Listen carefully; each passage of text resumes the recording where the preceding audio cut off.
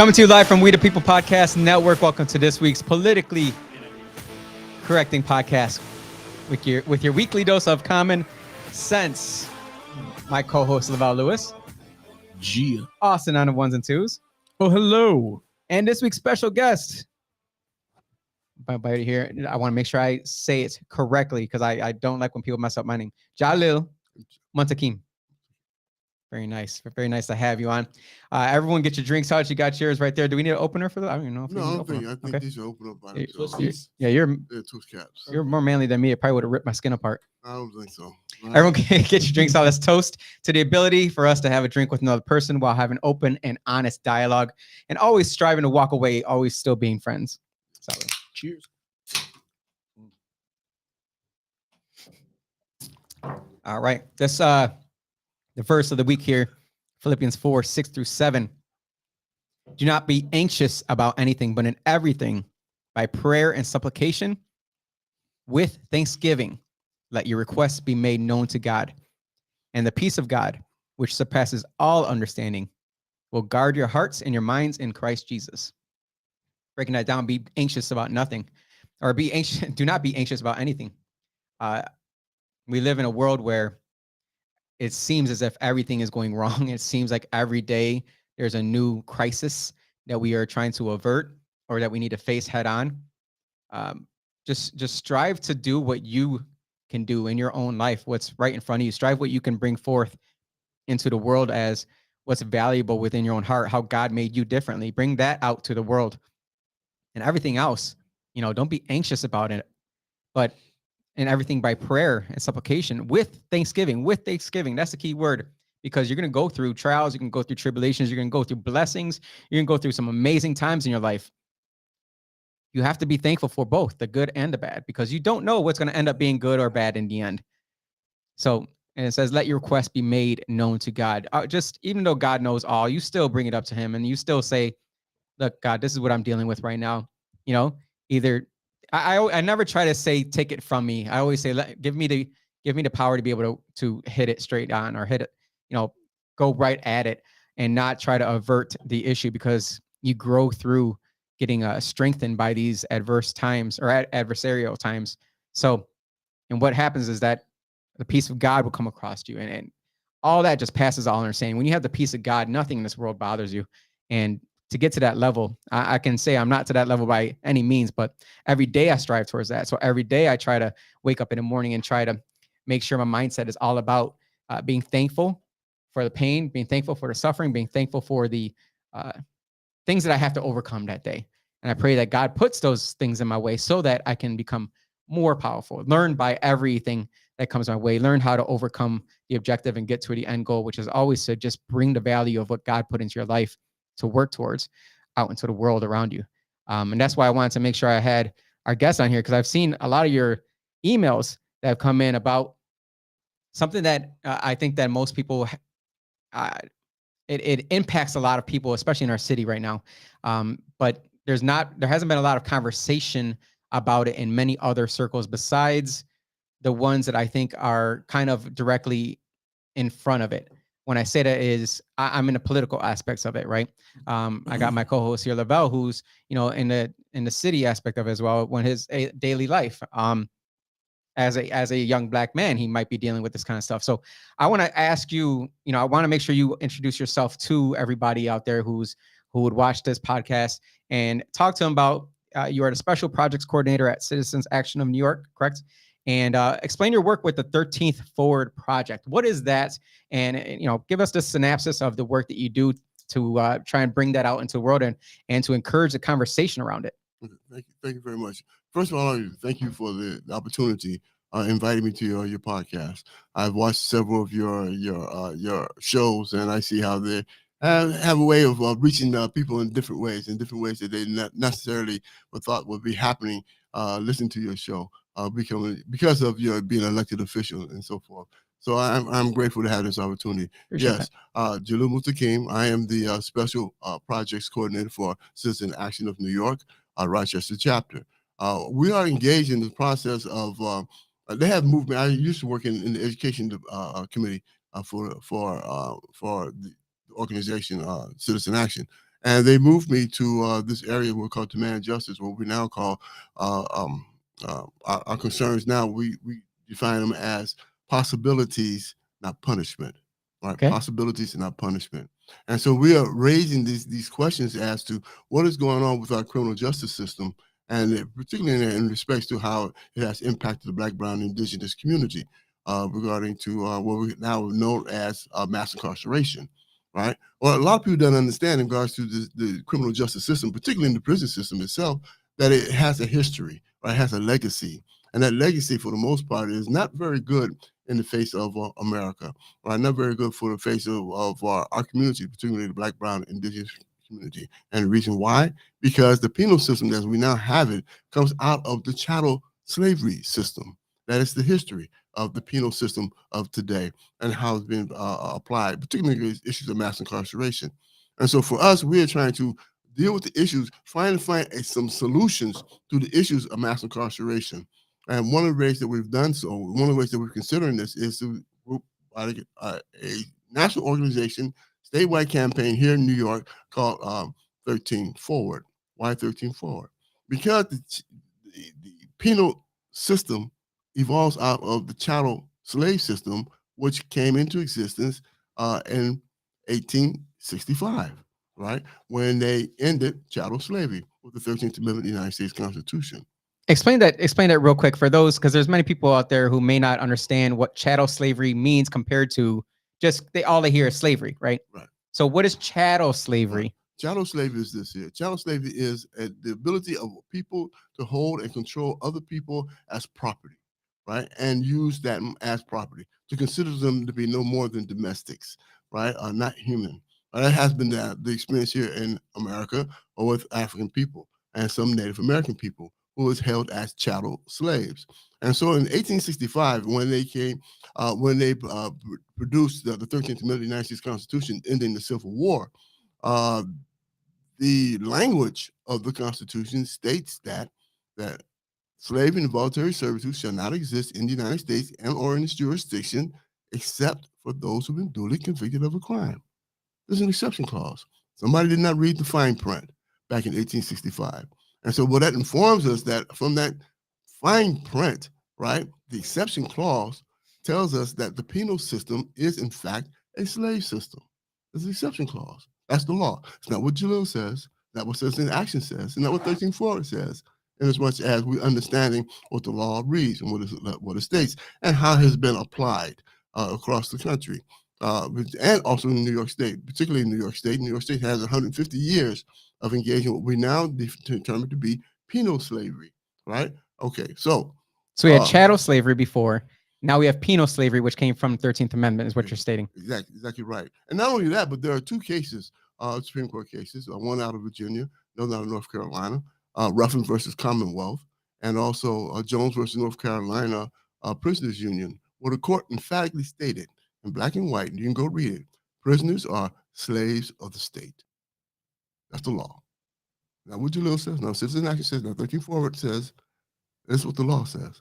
Prisoners, quote unquote, are slaves of the state, right? And so those individuals, those people who control the system, who understand the law, know that what they're dealing with are slaves in the system. Now, when you say control the system, who are you talking about directly there? Talking about both state and federal government. Okay, right? No matter what side of the fence it is. No matter what side of the fence it is. If they understand the law, then they know that the people that they're putting inside these institutions are being treated as slaves. Now, I'll give you one example, prime example here in New York State, right? 1971, the Attica slave insurrection. Yes. Right? Let's name it what it was. It was, right? You must be reading my notes because I was going to bring that up. Go ahead. I'm glad you did. I'm glad. Yeah, so the 1971 slave insurrection, right, where the state actually murdered, right, annihilated 41 people, including some members of the state itself, right, shot and murdered them. Why? Because they was arguing, the prisoners, right, at the time, the slaves, were saying they didn't want to be treated and herded like beasts. They said they want to be treated like human beings. What system of government do we have that requires a people to rise up and state, treat us like human beings? Right? Well, that has been the situation of African American Black people in this country since our beginnings, right? Since the beginning of this being brought here in slave ships. All right. So what we find is that we're always confronted the condition from which a people have been targeted for certain types of control, social dynamics, social controls. And one of them is Black, brown, indigenous people. And mass incarceration has proven to be one of the ways that of control, social control of conditions and going in certain communities. Right. So let's recognize that. And what they have been doing, as another example, what we call the school to prison pipeline. That's real. Right? It does exist. Even the academic says that there is a school to prison pipeline. In every aspect, because I feel like there's schools that there is not that system pipeline. Okay. I would say that those who are most affluent schools, most affluent prosperity in their communities, right? Those individuals, particularly, and I'll say this out loud, right? The white community, more often than not, do not suffer the kind of conditions goes on in the Black and brown and indigenous community where there's a school to prison pipeline. Right? Remember now, we have the system that has to be fed, right? Mm-hmm. The penal a monster system, making exorbitant profits, millions and billions of dollars. Are you talking about the school system or are you talking about the penal system? I'm talking about the penal system. Okay, because I feel like there's two monsters there that you might have been hitting on, which I see as two separate monsters that are both getting fed. Because when you say the affluent areas, we are live in a broadcast area, which I would deem would be affluent area. You know, West Ronquay is, in my opinion, more affluent than the inner city. But when it comes to a young child in the city of Rochester that's going to a city school district, myself as a taxpayer, do you live in the city as well? I know, I live out in Brighton, right? Okay, so myself as a taxpayer in the city of Rochester, every child that goes to the city school that's right around the corner from me is charging $36,000 per child to go to school. Sure. That's not the same amount that's being charged at other schools that are more affluent areas. So how do we account for that part of it? Because I feel as though we say affluent areas, and I agree that there's schools in other areas which are way better. Like Brighton has one of the best school systems in the area, like by far. The only thing that's in the city that even comes close would be what? School Without Walls, I think it is. That's like the best school that the city of Rochester has to offer. Probably 58. School 58. 58. Yeah. I think that was also up there. Mm-hmm. But we're spending a lot of money for our children to go to school to only end up in a prison system. So let's we don't want to generalize. Okay. And then we want good, because I don't like to generalize either. Yeah. Go ahead. Let's not generalize, right? We say that there are specific areas in our communities who are impoverished, right? We understand that crime is a progeny, poverty is a progeny for crime or for criminal behavior, right? More often than not, you find that people engaged in these kind of criminal activities is crime for survival, right? Crime, not so much crime as passion, but crime for survival. Food, clothing, housing, shelter, medical needs, and etc. That would compel somebody to engage in these kind of behaviors. All right, and understand the social construct that we have in our society. And so for us, it is important for us to identify those particular areas that has been, in my opinion, and many other social scientists' opinions, have been targeted. We're targeted by virtue of how they're being surveilled in the community, how drugs are being inundated in those communities, how poverty, illegal guns, also illegal guns, redlining of certain communities so that they be corralled in a particular area, right? Mm-hmm. This is deliberate. This is purposeful, right? This is intentional by those who are in authority to make those kind of determinations. Who lives where and how they're going to live. All right. So we understand that.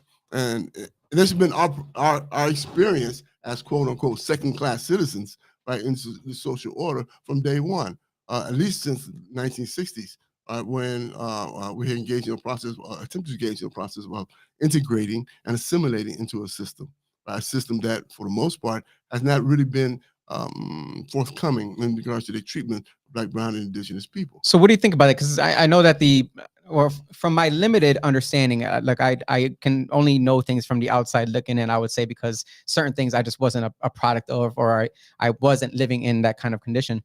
Back in the 60s, the Black Panther Party, right? They came out of that and said that we're just gonna, screw the integration part of this. We're gonna handle it ourselves. So where's your mindset between the Black Panther Party, which was we're going to do everything ourselves, we're going to own everything ourselves, we're going to handle it ourselves, and that of integrate everything all together, and we must all be one, kumbaya, singing and rowing the boat together. Where do you see yourself on that spectrum? Well, I see myself in the spectrum. Well, I see myself in terms of the spectrum in regards to how history has treated us, right? Particularly treated Black, brown, indigenous people, right? Not only we talk about the Black Panther Party, but you also got to talk about the Young Lords. You also got to talk about the Weather Underground and SDS and the various other movements that was going on at that time. AIM, the First American Indian Movement, right? We're always engaged in the processes of trying to have a more free lifestyle, a more independent lifestyle, a lifestyle that is less confronted by the system of white supremacy. Okay, and let's keep that on the forefront and not understanding what we're confronting. That we do live in a system based upon the ideals of white supremacy, that aberrant idea of white supremacy. Let me ask you a question then. Yeah. I'm glad you brought up white supremacy because it's funny to me that when we talk about white supremacy, we kind of we found a way to align it with one political party, but within the political party that is championing the current state of African Americans as the saviors of that group, why don't we talk about the actual premise of white supremacy and who it came from and who is now kind of trying to point the finger in the other direction? And I'm being direct when I'm talking about white Democrats. It literally came from that. Oh, I agree. Back in the days, there was a man by the name of Malcolm X, right? El-Haj Malik Shabazz. I've heard of him. Right. So we can go further than Malcolm X. Malcolm X wasn't the one. There was people before him, well before him. I recognize absolutely. that. But he made the important statement that there was no difference between a Democrat and a Republican, right? That one was a wolf and the other one was a sheep. One was a dog, one was a sheep. Or one was a wolf and one was something another, right? But he said they both come from the canine family. Okay. And so a fox, one's a fox and one's a wolf, right? They both come from the canine family. So in that understanding of that, in terms of the history of this country, we recognize that both of those parties, so-called parties, are influenced by a system of white supremacy, right? I'm not saying they dictate or by that system, but they are influenced by that system, and so they seek the right way of governing, right, to ensure that the system of white supremacy is maintained, is sustained in many respects, and to prevent the kind of insurrections that would happen during the late 50s and early 60s as a result of people opposing their way of life based upon systemic racism, systemic discrimination. Okay, that was going on and continues to go on. That's why we have confronted the issues of mass incarceration today, right? And you look at the number of individuals who are in prison, you can determine that those communities on which populate the prison system have been targeted, right? There's no other way that we can say that Black, brown, indigenous people rise 75% to 80% of the prison population, and they rise no more than 13 to 15% of the entire population. There's something wrong with that construct. And so we are addressing this matter by trying to create conditions for which we can challenge the idea of mass incarceration by what? By challenging the premise from which it evolves from. And what is that premise? The premise is the ideas of white supremacy and also the system that evolved from out of chattel slavery of 1865. Right, as I stated earlier, the law, in fact, states that prisoners are slaves of the state. And so what we're trying to do in terms of this campaign is change that law, right? The Universal Declaration of Human Rights informs that no one should be held as slave, involuntary servitude or slavery, right? And that voluntary servitude and slavery should be abolished in all of its form and its manifestations. So I think that we can say emphatically, without being having uncertainty about it, that the penal system here in the United States is in fact a slave system. Now, what Jalil says is what the law says. Hold on. Let me back up a little bit as far as the amendment itself, Yes. because it is muddy. It is a muddy amendment, right? But at the same time, it is really the most important amendment for African Americans. So to obliterate the one amendment that says pretty much it gives us our freedom under the condition that we are not just us, but anyone who is a prisoner right? So you want to eliminate the entire law that says you are free, and then the 14th Amendment guarantees that, but the Absolutely. 15th Amendment gives you. No, I'm glad you brought both 14 and 15, but we'll talk about that. Because even within those amendments, the smartest African Americans during that time had influence in making sure that that was in there. Well, I'm not saying that there are no exceptions to the rules in regards to that. There have been free Africans in America during the course of the slave system, during the course of prior to the Civil War. So we understand that, right? But the point that I think that you're trying to make here is that the exception clause is what needs to be removed. Right. Let's right. But the clear. amendment itself is what keeps us free. No, the amendment is wonderful. The amendment ended chattel slavery, right? But it instituted penal slavery. So now what we want to do is the unfinished business of Frederick Douglass, the unfinished business of Harriet Tubman, the unfinished business of John Brown, right? And that's to rid this country of slavery in all of its forms and manifestations. Now you're so we want to take the exception clause out of the 13th Amendment. But you don't want to remove the 13th We don't want to remove the 13th Amendment. That makes sense. It does make sense. Doesn't it? It makes sense, right? But see, the only reason why I say that, I asked that question because I see a lot of different type of social movements, civil movements, right? That so many African Americans get behind, but we don't really see the back door, the Trojan horse, where a lot of these different types of social arguments can lead to a dismantling of the United States Constitution and then the rights in which they contain. Right, in which they contain. So it, in a sense, I get real leery about that because there are different agents who really want to dismantle our republic. And there are a lot of African Americans throughout history that stood up against that. They opposed folks like the W.E.B. Du Bois of that time, who didn't have that same sort of, I would say, Constitution intelligence. They didn't really understand the Constitution. They just looked at it as some social dynamic that was designed to keep African Americans down, right? But at the same time, if you have the amendments where you are considering or you are classifying us as equal, then we are protected by that same right. So therefore, if you remove those amendments, you're not just removing it for African Americans, you're now removing it for all Americans. And they made sure that with those amendments, those folks who, again, understood the Constitution, that's what they were fighting for. That's what they were trying to protect. So I just wanted to, again, just clarify that 13th Amendment point. Let me share a thought that you just raised in regards to W.E.B. Du Bois. I beg to differ with you in regards to whether or not he was adherent to the Constitution. I think more so than anything, he wanted the American populace to be adherent to the letter of the law in regards to the Constitution and its treatment of Black, Brown, and Indigenous people. We find that for the most part, the treatment of Black, Brown, and Indigenous people is antithetical to what is in the law in regards to most of the amendments, particularly the 13th, 14th, and 15th Amendment, which are considered to be the civil rights movement amendments coming out of the Civil War.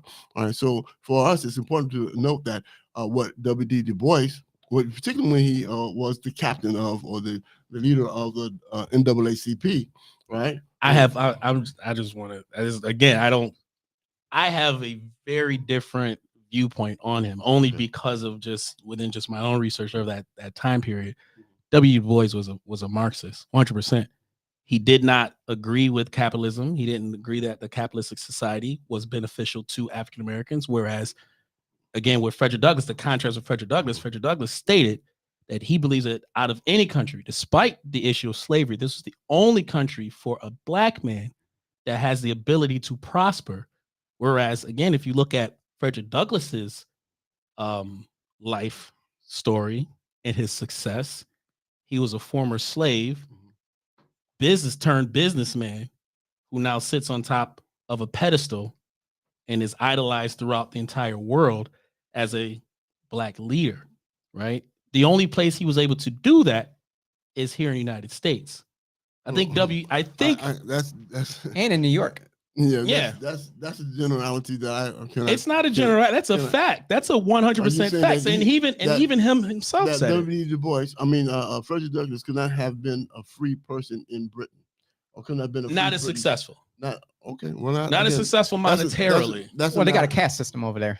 Right. That's a matter of opinion, and I No, it's a fact. I It's already happened. He's already successfully completed that feat. We can't go back and say it didn't happen. It's a fact. well, He accomplished that feat. let's say this then. One thing he has not accomplished is he has not ended penal slavery. All right, let's take it back to where we And the original began with. slogan, which I think where we're kind of where I want to lead this into is where the 13th Forward Project, the tagline is no slavery, no wage theft, Right. no exceptions. I think that because a lot of people are missing that part of what you're talking about when it comes to the slavery is Right. the no wage theft. Now, there are a lot of people who would see, putting someone into prison because they are a mass murderer. Right.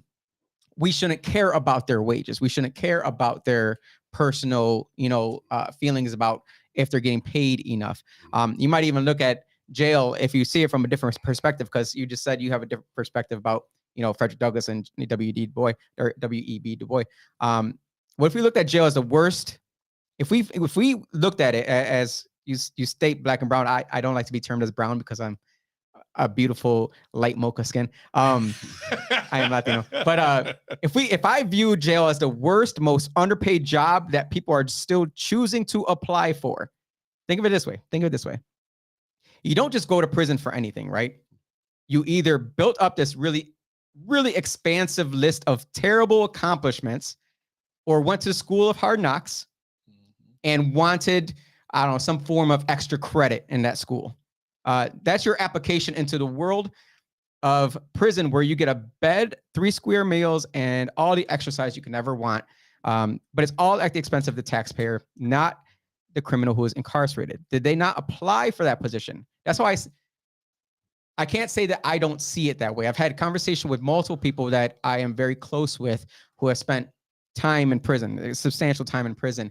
And they're kind of in the middle between my thought, your thought as well, where they can see kind of both sides, where I don't really have a stance in this because I guess I would like to learn more. And that's one of the main reasons why I want to have you on. I was trying to get one of the other guys on, but it was like past their bedtime or something.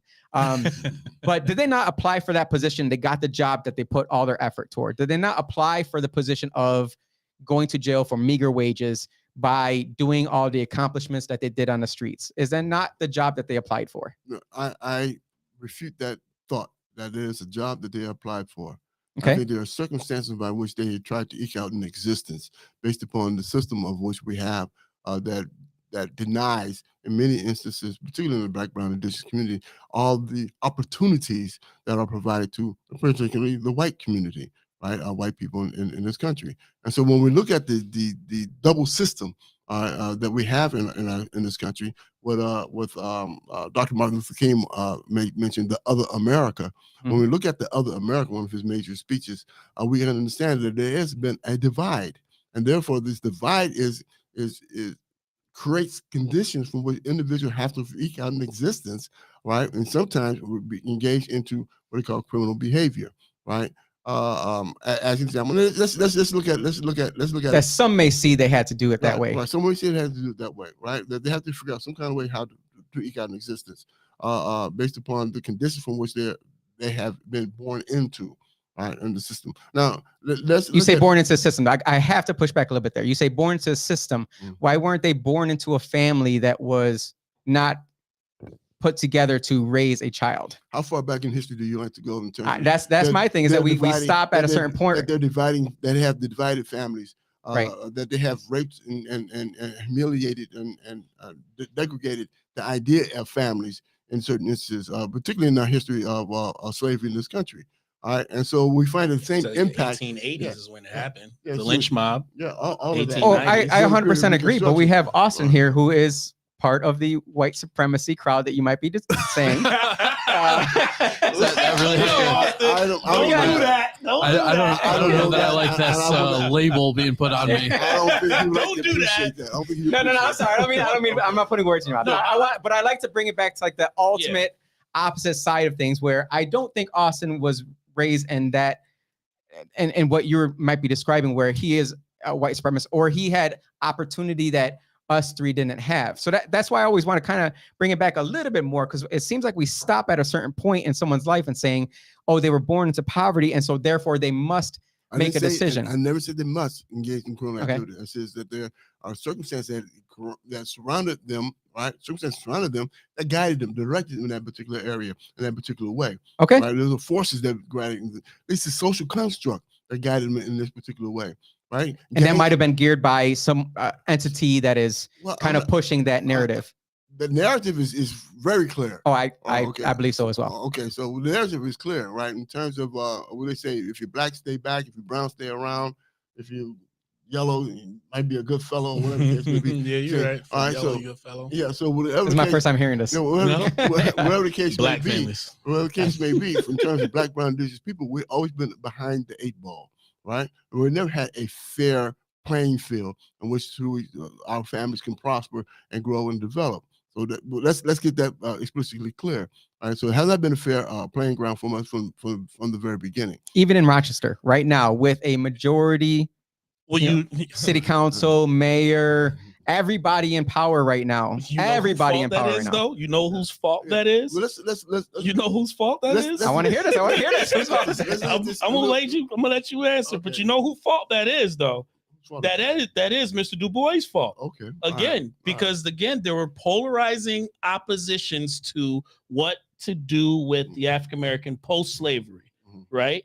And the assumption that Mr. Du Bois gave a lot of African Americans within the South was that they would be able to translate the skills they had down south up north, and that everybody up north will welcome them with open arms, and they would have opportunity to compete within that level.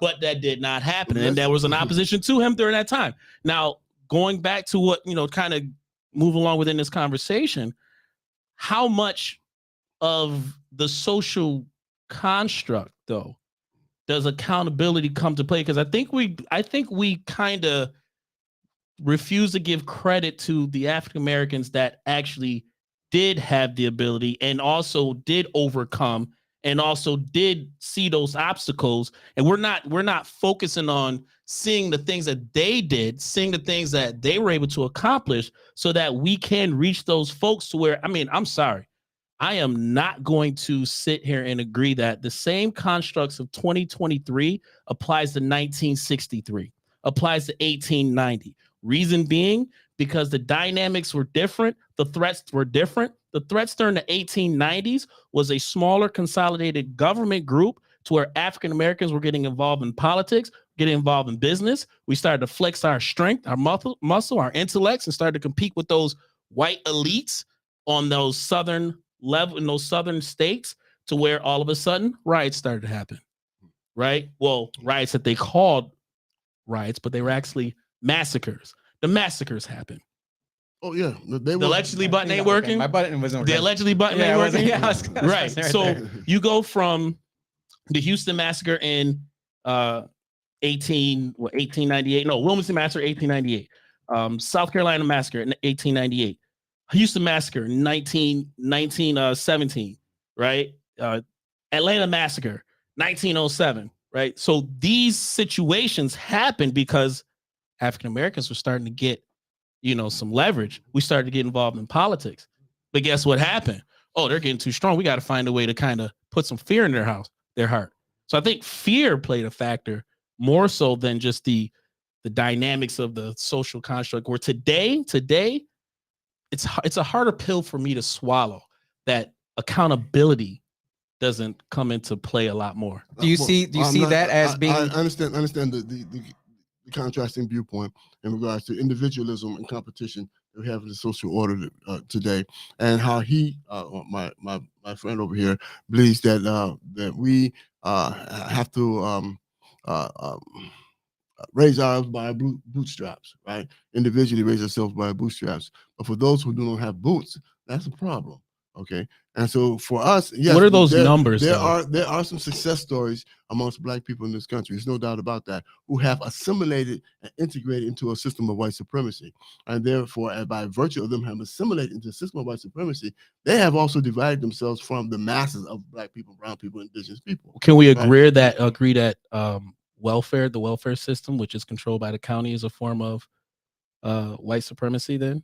Because it doesn't promote any growth within the African American communities. Well, It stifles it 100%. Stifles it. Well, listen, I'm not in favor of supporting the so-called welfare system. Mhm. I do believe in reparations, right? I think that is necessary to prospect for which we need to address some of the inequities, economic inequities, financial inequities that confront in our communities. Whereas, again, we'll go back to 13 forward, where they're reaping exorbitant profits off the free labor, pennies on the dollar of prison slavery. Okay, and we find that has been consistent with our overall, and I'm saying this in generalities, or overall circumstance of Black, brown, indigenous people in this country, whereby they have to maintain a system where there are those who will be moved into areas of menial and manual labor. Under 33 cents per hour is on average what? On average.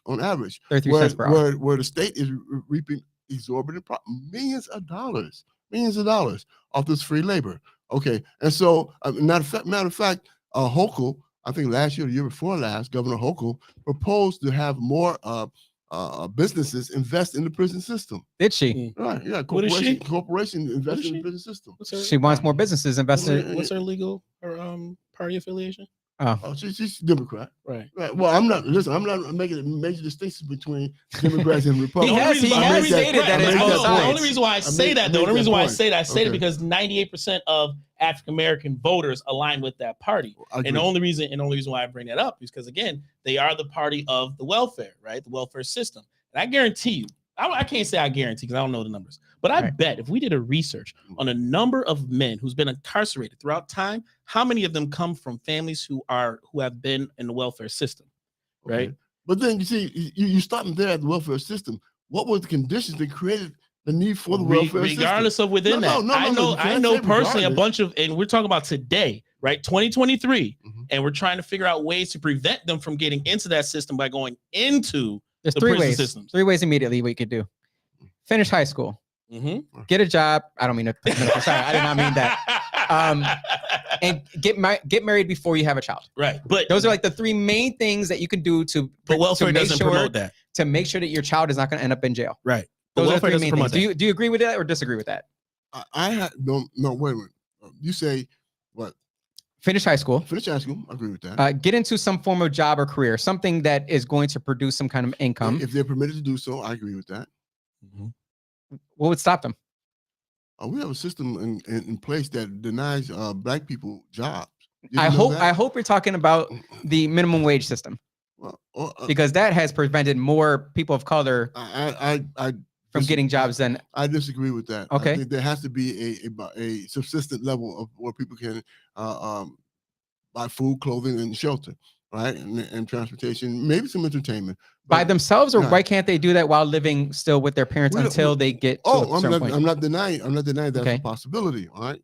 But generally speaking, right, the conditions that confront our community is hazardous, right? It is, in fact, and I don't want to go too far off to another direction, but I love going off in these directions. That's what we do. Yeah, that's what we do.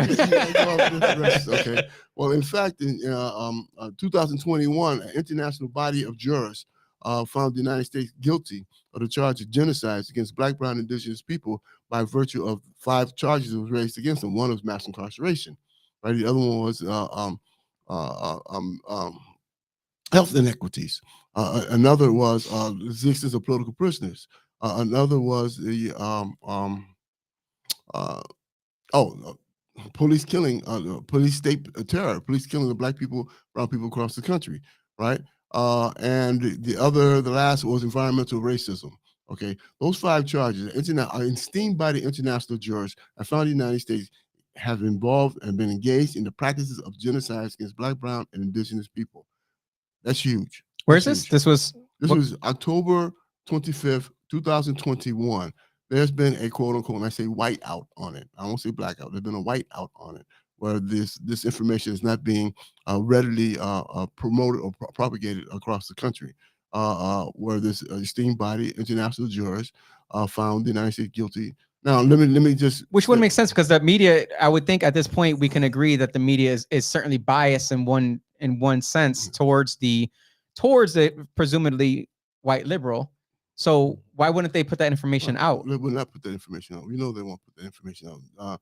Very similar to why they're trying to change the narrative of what happened on January 6th last year when they tried to storm Congress. That was fake. That was bullshit. How was it? Okay, all right. It was, man. right. And to say that was like really like something to where anybody should be afraid of, right? I think you might be Especially- comparing though, because No. but in of itself, it was wrong. It was definitely wrong. But I think you but- might be comparing it to well, other atrocities of 2020. Yeah, and I'm just saying, like, for it to be used though in the political realm as a means of fear, though, right? Because they found a way to attach that with white supremacy. That's what I think Why is. you don't think it was an effort to maintain the system of white supremacy? If you're gonna talk about anything that's attached to white supremacy, talk about the people that created it. no problem That is with right. that. So There's right. no So problem with that's what that. I think But- needs to happen, but- because the same people that we keep putting in office that gets the 98% of the African American vote every single election. You don't even, and again, I'm not asking anybody to vote Republican. But if people really did their research and understood why a conservative was a conservative when it involves less government, and also the fact that the foundation of That's the funny. It's funny. He's a funny guy. You don't agree with that? No. He's I'm hilarious. being 100%. This is facts. The majority of the African American voters were started off as Republicans anyway, and also they highlighted even back during their early voting But days that's not that the point. That's not the point. no, it is a point. It's Is he because conflating a different issue? I'm- Yeah, absolutely. no, I'm He's connecting. raising concerns of the division between white supremacy. No, right? I'm They both not. were- I'm they both talking were about. white- they both No, white I'm supremacists, saying no. and black people I catch- wanna hear this part. I wanna hear- finish. and Let me. black people Can I catch- finish though? Hold on, no, because I know where you're gonna go already. I I know, think all right, everybody cool, here knows fine. where you're gonna Black, go. All right, already. black good. people catches hell from both sides. Well, again, it was a Democrat or a Dixiecrat. Okay, it's the same system of governing that we are confronting. My point was, when I was raising in regards to issues of genocide, was that 70 years prior to our having succeeded in putting this verdict, having received this verdict from the international jurors, the great Paul Robeson, the guy that you do not look highly upon, but W.E.B. Du Bois and William Patterson had made the first attempt to bring the charges of genocide against the United States to the United Nations. This is back in 19. You think they did that for December like 7th? react? Do you think they didn't do that for clout though? How Oh, are you are- like? you How are- how are you gonna? How can you? No, you be are a realistic. cynic. Be, no, You are a- I'm not. I'm just you being are- realistic. I will agree. I'm You are a just cynic, being- though. You are a okay, cynic. that's fine. But answer my question though. How realistic is that? Well, you are talking about international courts. Yeah, I was How much- thinking how much- international body, right. International body. How much? Well, How much weight do we want to give that body who is not elected by the people? Is not in America? Like you're saying this, and I'm automatically Well, it's thinking of like. very similar to how the United States depends upon, for instance, the United Nations, which they control, to influence world body narrative. Because we pay enough Right. money into it. Whatever the case may be, they control it. Okay, Uh-huh. and they use it as a mechanism to influence the body politics of the world. I agree. And so, therefore, for us, those of us who are most oppressed, those of us who don't have that kind of financial influences, are capable of buying a organization, right? We have to depend upon our auxiliary organization or many other organizations that consist of the parameters, the building of the international, right? To understand the conditions of our people struggle here in the United States. And so therefore we brought our issues to the international organization called the International Jurors. It is a qualified, it is an esteemed, recognized body, a prestigious international representatives of countries, nation states, and NGOs. And they have determined that the United States engaged in genocide. Now, again, like I said, W.E.B. Du Bois, the great Paul Robeson, and William Patterson attempted to do this December 17th, 1951, right? And they were prevented from bringing these issues to the United Nations. The FBI prevented Paul Robeson leaving the country, right? And then when William Patterson was overseas in Switzerland trying to raise these issues, they tried to prevent him from coming back to the country. So we can see how we have been confronted by conditions that want to deny that there's oppression of Black people in this country. Are you saying our government would ever use the FBI to try to keep us down? I think that is a loaded question. That is a little question, isn't it? Okay. And the answer to that question is absolutely yes. Okay. And you brought up reparations before. Am I going to get reparations as well for being Puerto Rican? No, I think Puerto Rican people, in and of themselves, in terms of their struggle, is a question of either statehood or independence, national liberation and independence. Right? It's the question for Puerto Ricans to decide for themselves and how they want to decide it. I cannot decide that for the Puerto Rican population. I have no. I have skin in the game, of course, because we're confronted by the same conditions of oppression. But in terms of me determining how they are going to see their struggle forward, that's not for me to do. That was a side-widening question for absolutely no reason there. Now you've talked about how both sides of the political spectrum has kind of waged war against us. It doesn't really matter about the political divide at all. It's kind of like the powers to be. Now we've seen that Reagan's war on drugs, which let's call it what it was. It came from the CIA infusing crack cocaine into the hood. And guns. Illegal Still guns. doing it Do you think they're still doing it now? Oh, absolutely. Yo, Obama did it too, though. They all been doing it. Well, it's very profitable for the government. Okay, hold on. It's part of the system. Allegedly? Yeah. Wait, Fast and Furious is allegedly? No, that's legitimate. Oh, okay, that's fact. Yeah. All right. So I'm they saying did right that. now, we're If talking they're about right doing now. that at the border, you don't think that's doing this? No, it might just be. What are your thoughts on the border? Are these drugs and are these illegal drugs and illegal guns coming across the border on purpose right now? Because we can't deny that there's a lot of illegal activity coming across the border. We can't deny that.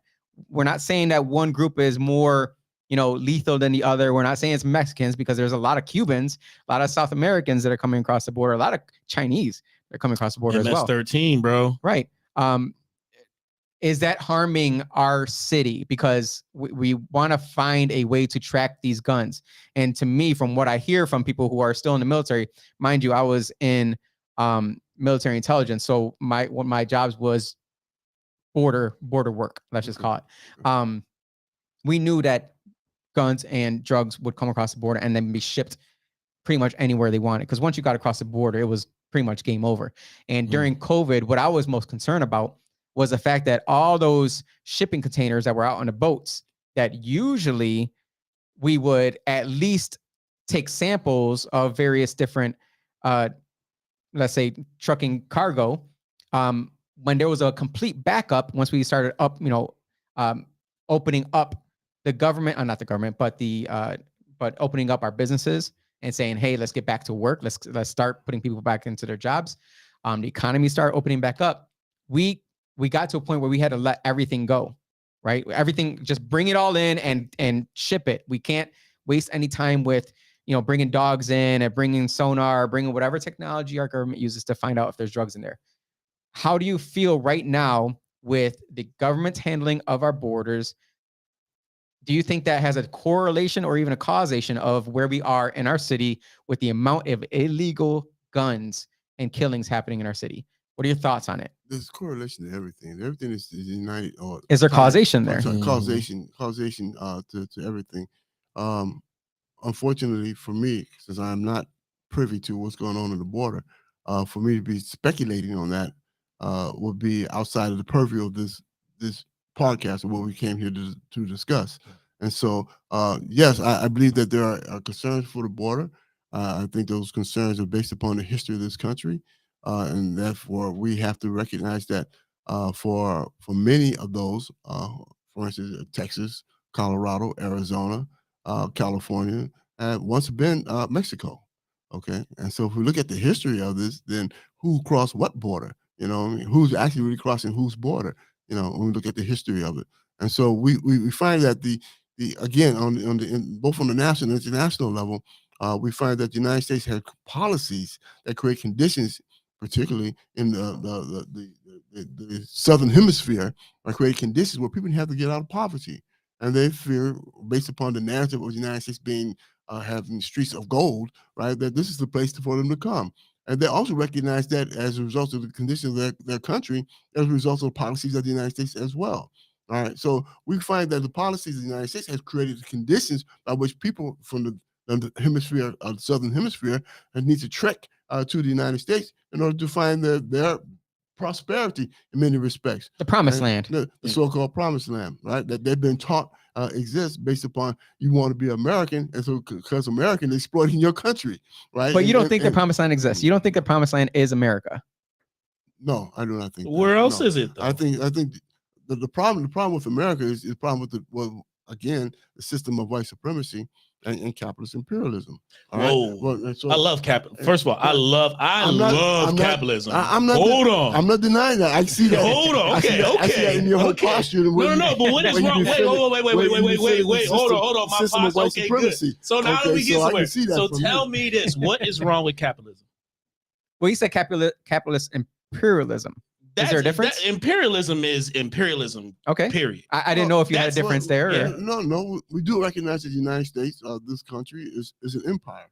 Is that not The greatest recognized? empire, yes. But for the individual, capitalism itself, right? For the individual, right? What is wrong with capitalism? For the Okay, individual? capitalism is based upon two principles, right? Competition and individualism.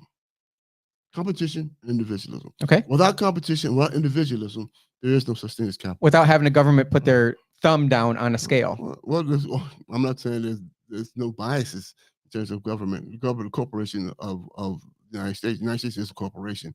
Is another issue that we're going to address. As Right. well. Absolutely. Okay. But I feel So- like that's the problem with capitalism is the government has put their fingers on the scale for certain corporations which have taken advantage of Of course, it has. people because Okay. of regulations that course have it- been Listen, there are 740 billionaires in the United States. 740 billionaires in the United States, and a population of 350 million people. Right, 740 billionaires that control the wealth of $6.9999 trillion.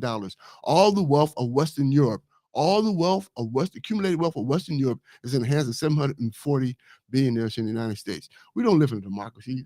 This young man is talking about.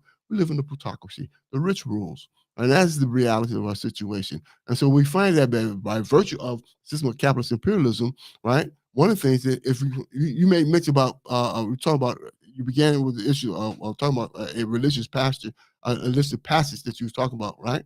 Well, we know that all religions, they hoard. That hoarding of wealth is a sin, right? We know that Jesus kicked over the changing tables, money changing tables, right? Opposing the idea of people exploiting other people for their exploitation. own, Yes. exploitation for their own self-aggrandizement and their own self-prosperity, individualism, and what? Competition. Mhm. Okay, that is the hallmark of capitalism.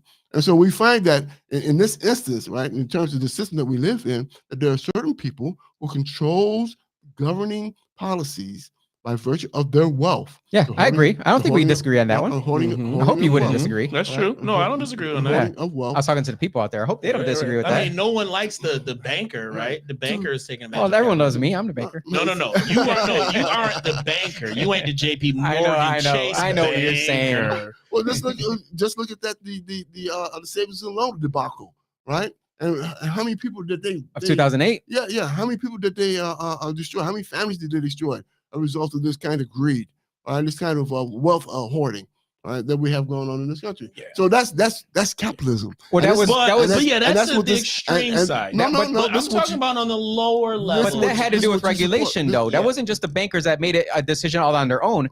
It was regulations that said, hey, if you provide loans to people who need to buy houses, and we deem these people to need to buy houses, if you provide loans at whatever interest rate, we will provide you with extra funding. Mhm. Those were the regulations that were put in place. Bankers, the money man that they are, they say, I can make more money by putting lower income people into houses that they cannot afford. Once those house values goes up, you can't afford it. And I know that, but I don't care because I'm gonna make money off of you. And what does They're that do? already They smart create conditions for homelessness. Do you not think that's Kicking what's people- happening right now, though? No, absolutely, Rochester, no doubt about that. Absolutely, because Right. there's a lot of things happening in the past few years that I was in the mortgage world where I was Mhm. saying we can't do these zero down mortgages Mhm. because at some point we're going to be giving mortgages to people who have no idea how Are to you talking handle about a the Dodd loan. Frank bill? I'm talking about multiple different things. Oh, Yeah, multiple. But let's keep this also understood for what you just mentioned, right? When we have a housing crisis here in Mhm. Rochester, Citizen Action also On has multiple fronts. Citizen Action also has a housing committee that Okay. try to address these kind of issues. So Are they it has- buying up property? No, we're not buying Wait, up we're property. not talking trying about to- the Rochester Housing Authority that just No. sent a couple people to the clink for taking money out of the pot. The No, this inner is city, Citizens no? Action. No, Oh, this is something different. We're Okay. talking about Citizen Action Housing Committee. Okay. And how we try to address the issues of houselessness in Rochester. So how are they trying to address it? We know, we're trying to deal with the. You're talking to two housing people now. Yeah. So This We real will- estate is okay. real estate. yeah. We in there. Let's go. We're talking about fair housing, various forms of fair housing bills that are pending in the legislature that we're Mhm. fighting for. The county, or you're talking about state legislature? State The assembly? legislature, Okay. state legislature that deals with the conditions of housing here in Rochester. So if anyone is interested, they can contact Barbara Rivera, who is housing. Oh, I know committee- Barbara Rivera. What is the housing committee. solution though? I mean, I'm trying to figure out the problem and what the solution is. Cap What we're rents. trying to do. Oh hell no. No. Well, you listen. No. You can't do that. And I'm gonna tell you why. Because there is a See, I'm sorry. didn't No, pre-warn you. I didn't no. pre-warn We you. on a He's a- podcast. He sound like- he sound I like- understand he sound we're like trying he's- to be politically You correct. sound like a slumlord or something. No, I'm What is not it? no slumlord because I What are you provide talking very about? good housing. The property that I have is in a very good neighborhood, and I'm actually just now starting out. When you because- say very good neighborhood, you have to. oh, Penhurst Street, right by Genesee Park There Boulevard you go. in the city. Okay. If and again, I'm just now starting out, and I totally get it. And this is my frustration when it comes with real estate and just the people within our inner cities, right? We don't understand the value that we're sitting on already, right? So the majority of the housing issues come from situations where people are in, rental properties that they have a bad landlord. 9 times out of 10, that bad landlord is not from Rochester. Would you So agree, when- would you agree with that though? I'm not in the housing committee, so I don't know. Well, all we're the- gonna let's the intricacies of the not housing not to committee, so answer there has from to be the answers Citizens something- Action. Right. Right, but Speaking from a man who, deals with folks in the community who are hurting right now when it comes to rentals. I would agree that there's a lot of people who've been renting for 20 something years who could have bought that house 3 times over. yes. And it's the I think there's a disconnect within the information that we have. Absolutely. Right? Because not you denying can't tell me there's no equity in the city because I know it for a fact. I know this for a fact. You can go and buy a house, right, on Mohawk, right? If you find a house that needs work, it needs some sort of updating towards it, right? All you Which is need, risk. right? But lot of all risk. you need is the knowledge, right, and information And to be able to money. make it, and money, right, to be able to make a decision on whether or not you want to buy that house. Anybody that's not in a position that they cannot buy a house at that point in time, the only thing that is separating them from that house is the information and the knowledge. And I think we give too much emphasis on some sort of ceiling, some sort of institution that's stopping them from it, Or a The government- boogeyman. or some right. But wait. let me Are you hold on. Let saying- me finish. are I'm you almost saying done. I'm almost redlining- done. Are you saying redlining is not real? No, I'm almost. Let me finish because I'm gonna speak to redlining itself, right? Because the only institutions are not the main institution that you drive down your street and see. Chase, Bank of America, right? BlackRock. Whatever mainstream banks you see, they're not the only institution that's lending to people. It's just knowledge and information, and how people can obtain that information, and how people can make a decision that works best for them. It all comes from them, the individual, and actually wanting to do that. Do you know how many people I've spoken with within just my 10 years of being in real estate, right? To where so many people say they want to buy a house, and then you give them the knowledge and information, and guess what they do with it? Nothing. Absolutely nothing. It's the most frustrating thing with African Americans, with my people, because that's the people that I care for the most, and I try to give people the knowledge the most. But the first thing I want to do is think that they can't do, won't do, and even try. Well, unfortunately, let's put this in certain kinds of understanding in regards to why. And I'm saying this. I'm not saying it a blanket across the board, but we as a people, I'm talking about Black people, brown people, indigenous people, have been traumatized, right? We're suffering based upon that trauma that has not been resolved. And I'm saying, having lived 450 years under a system of white supremacy, and you tell me that we have not been traumatized, by Man, that even system? within just that Okay. trauma, there's All right. people Well, even let's during ask that you, time. are you traumatized? No, I'm not, and because the reason he doesn't why. recognize it. See, that's No, the that's not. problem. No, that's not true. That is not true. is Before you my walk, brother, before my you brother. walk Let me- into let me- that. Hold on, let me- hold on, let me hold on, share- hold on. Let me just share something with you, right? Right.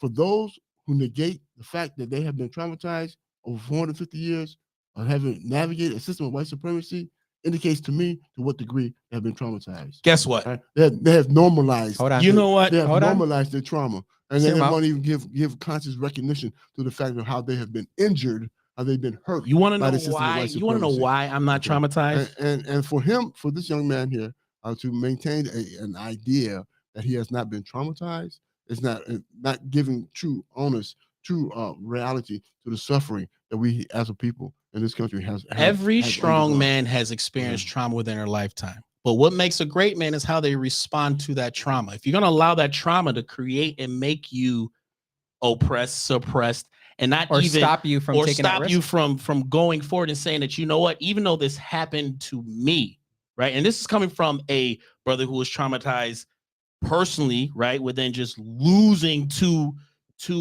brothers in the streets. That's trauma. Absolutely. Right? I agree. That's 100% trauma. I'm like, I'm a victim within the same statistic that you're working to try and fight for, right? But at the same time, I'm not gonna empower my victimizer. I'm not gonna empower a white supremacist. I'm not gonna empower anybody that is trying to restrict me from being powerful, right? What good does that do for my kids? What good does that do for my kids' kids? What good does that do for anybody that I want them to stand up against the oppressor, punch the oppressor in the face, and say, guess what? Guess what I was able to do? I'm not saying I was able Symbolically. Hold on. Symbolically, Symbolically, right? punch in the face. I was able to, you know, that statue that monument down there of Frederick Douglass himself, that was put up by a black man, right? Now, that black man was my great-great-grandfather. So for me to see that accomplishment, why would I be traumatized? Why would I be traumatized? Why wouldn't I be inspired? But see, guess what? There's so many African Americans that are living today that probably have ancestors just as great within their bloodline. But guess what happened within society? Guess what happened with people like W.E.B. Du Bois, what they did during that time? And I keep bringing him up because, again, he is a target of mine to where I want to obliterate that victimized mentality within African American community. Because here's why. Within African Americans, within just the pride that my Latino brother over here has, right? And he I'm very flexes. prideful. He is very prideful, and he I know flexes. God does not like and you that know about what I me. do? I'm very You know prideful. what? You know what I feel? I really respect that within the Latino community, because that's one thing that I know Latinos will not allow someone to take from them. I think within our community, we can do the very same thing. We can stand up to our oppressors and say, guess what? Even though I know the work was put in by the slaves. How though? How can we do that? By not following these same socialized movements that has the same rhetoric, and they all know, the politicians know these aren't going anywhere. But guess what they do? They keep them empowered. It's like breadcrumbs. It's narcissism. You're literally gaslighting these people to come vote for you when you know you're not going to do a damn thing. Do you agree with that or disagree with that? Like, how do you see? How do we get out of that cycle? I recognize the electoral politics is a hamster on a wheel, right? Yeah, absolutely. Just running around in circles and then you're going nowhere fast. Okay, I understand that. But in regards to my brother's position, it seems to me that he has internalized the normalization of his trauma. No, right? Let him finish. Let him finish. And therefore, trying to rationalize that trauma, right? That normalization. Okay. And I can see that, and that is something that confronts our people across. So let's say that's true. So how would you tell somebody how they can get out of this cycle?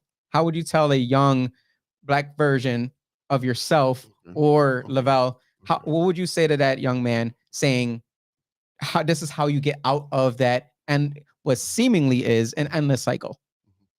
Thank you. I appreciate that question. And the process by which we can get out of it, we have to what I call decolonize our mind, decolonize our thinking, decolonize our behavior. Right? We have been people have been processed into a colonial mentality. Right, and so for those of us guys moving towards independence, moving towards our own degree of sovereignty, understanding what that actually means, is that we have to decolonize our thinking in regards to how we've been confronted by the systems of white supremacy, the systems of oppression that we have been navigating for 450 years. And so some people will assimilate into the system, right? Have assimilated into the system. And then therefore they have divorced themselves from the bigger struggle of Black people, brown people, and indigenous people, right? Because they become comfortable by their method of coping with the system by integrating into the system, assimilating into the system. Okay. All right. What's the opposite way? Or what is the opposite way naturally would be to divorce themselves from a system that continues to oppress them and create a new economic, political, and social dynamic. Where is it? System. Where's that new system? Wait, hold on. I want to continue down the line. Where it needs to develop. I didn't say it is here. so it's a whole new so it's a whole new system then, is what you're saying. Listen, when we talk about new systems, we know we're talking about changing of the law. Right. We know that after the 13th Amendment of the United States Constitution, they came up with new laws to suppress the prosperity of African people at that time. They came with the Black Codes. Then after we defeated the Black Codes, they came with what? Jim Crow. After they defeated Jim Crow, they came with mass incarceration.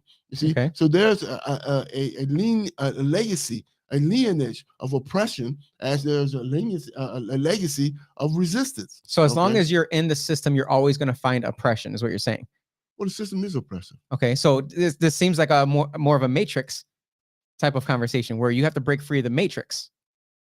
Well, I don't know what you mean by matrix. So I'm not. Well, matrix is a system is governing everything you do, and unless you untether yourself from it, we already established the fact that we live in a plutocracy. And under the narrative of a democracy, we vote for the richest person who can garner enough money to get that vote. All right, we don't vote poor people into office, right? We don't vote the working stiff into office. Well, why would I vote a poor person? That's the point. Right. That is the point, right? Why wouldn't you? Okay. Because they don't know how to govern their own life. Well, we don't know that because they haven't had the opportunity to govern their lives because of the conditions from which they have been have to navigate. I can't. I know you can't. No, I can't because again, I am a product of that. I was poor myself, though. He is integrated. No, but I was poor myself. Because I have another question that goes with that. Because there's also the idea of when I see somebody, I want to see that they have been able to do it themselves. And I want to vote for somebody that's been able to go through everything in life, that has experience in life, that when they say this is what we should do and this is how we should do it, it's because they've experienced it themselves and they've been able to overcome it. I agree with you. I agree with that. When it comes to a poor person, like you termed it poor person, I'm going to term it as someone who has allowed the system to beat them down and not beaten the system. What can I learn from that person at that point? Why would I see them as a leader? Okay. Well, very same reason why you find out Frederick Douglass as a leader.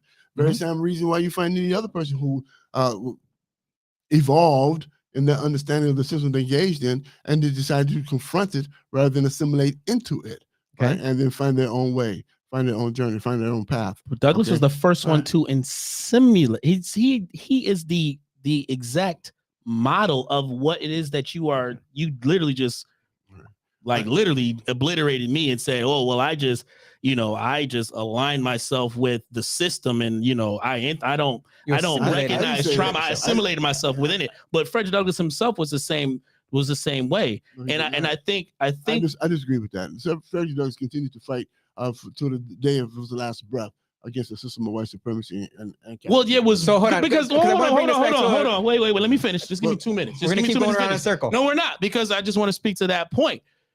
The blatant white supremacy that you're talking about, you will walk down the street, you see a black man hanging from a tree.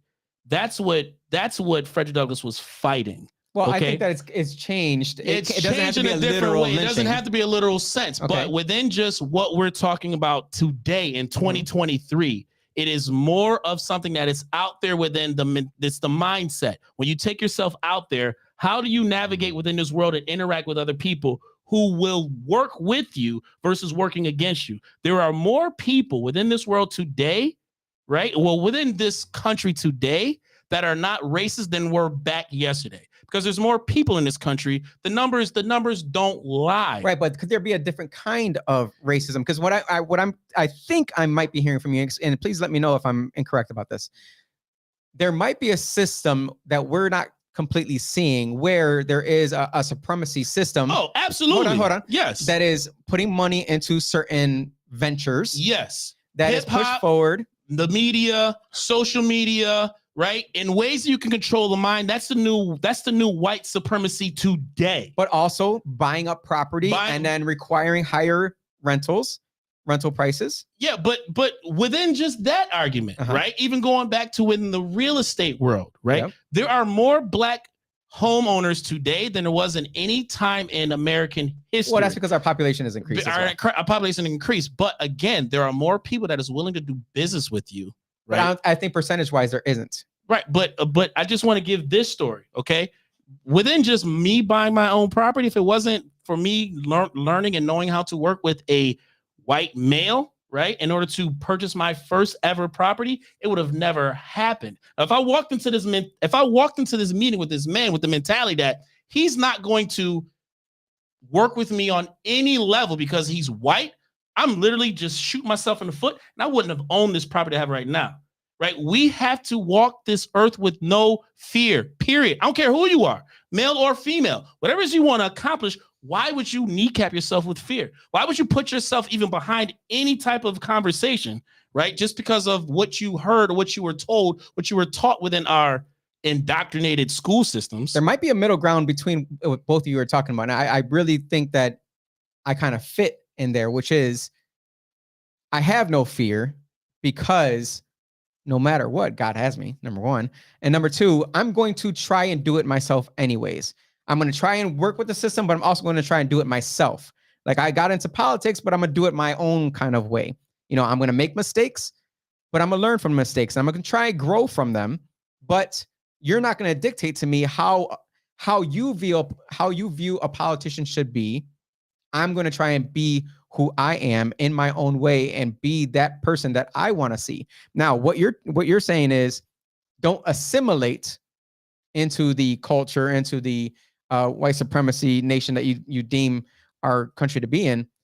But when it comes to housing, for example, I brought this up to you mentioned Barbara. I've had the conversation with her as well, where I said the number one thing you should do is buy up the property yourselves, pool your funds together, buy up the property, and you can charge whatever rents you want. If you think that you can purchase a 100-unit building and charge at cost rentals, good luck. I'm not quite sure how long that's going to last because at some point someone has to pay for the repairs. Did it work in the ghettos in New York City? And it's never worked. No. But, public housing, but the projects. But at the same time, people have to experience it. So if you think that there's a better way, I want to know what that better way is. I want to see it in action. Citizens' actions, right? I want to see that in action. So what actions are you guys? I know you don't speak for that when it comes to the real estate part of it, but I would like to see what actions they're willing to take and what risks they're willing to take on themselves, as opposed to telling other people that they need to live according to their views. Because if you're saying that what you're saying is white supremacy is telling you how to live from their view, but then you go around and do the same thing to other people, are you not being the same? Like, are you not being the same oppressor that you're just saying that you're trying to get out from under? If I understand your question, and I don't know, Sam. I'm not saying I may not be very good at. It was a loaded. I'm also not very good with my words. I'm a military guy. I'm not very good with my words, so I might not speak as eloquent as both of you would be. I wish I was eloquent. I just direct, bro. Or as Austin, let's say, Austin is the eloquent one. Yeah, I'm eloquent. That is the eloquent guy right there. All The right. eloquent atheist. It's because of that. What is that? The Byron Virgin or Avon? Yeah. The schooling you got out there. Yes. But yeah, then the Webster. Woohoo. Oh, that was Webster. Oh, yeah, you yeah, got yeah, top yeah, of the get out of here. line out there. Yeah, you're not allowed in the conversation.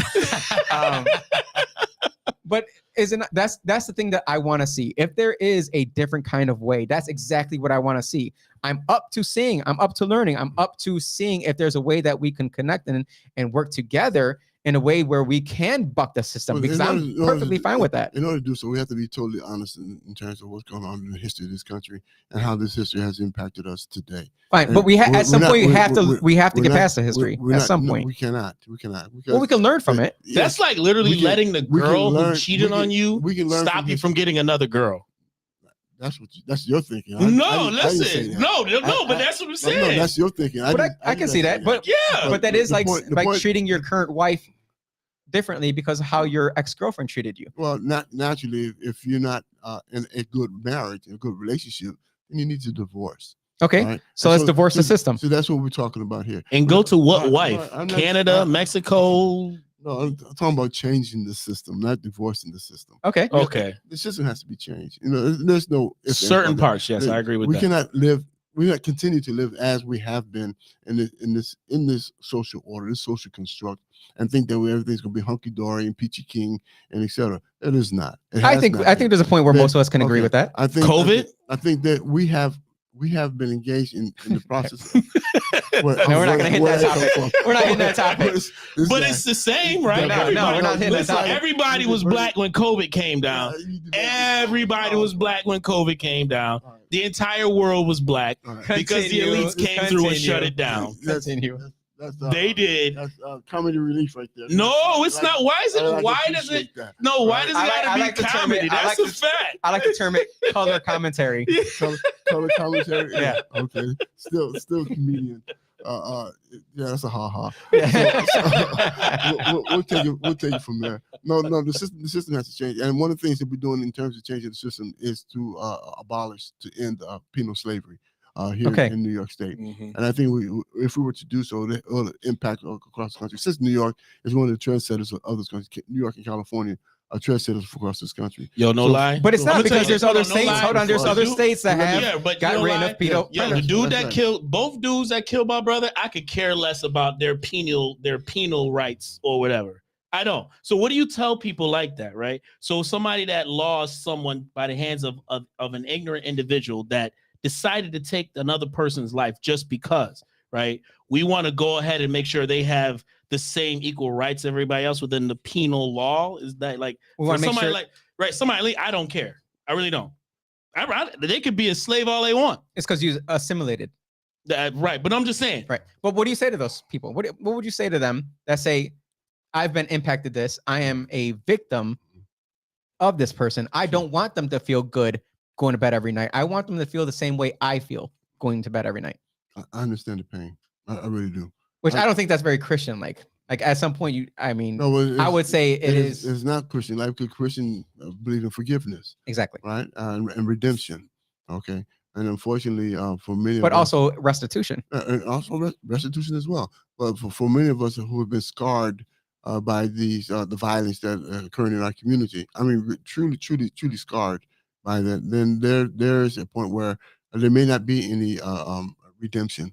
There may not be any points for remedial actions that can to soften their heart or soften their thinking in terms of their loss, right? So I want to take away that loss from that those feelings from those people who have become victims. What I will say is this here, that we need to change the system so we can have less victims, right? We need to change the school system. We need to change our housing Yeah, system. that's we need to change the penal system and where it operates. Education. Right? Where it's education, very much so. I think And that's so- where we should start. That's where we align the preventative part. I agree, and see that's the problem that we have in this country.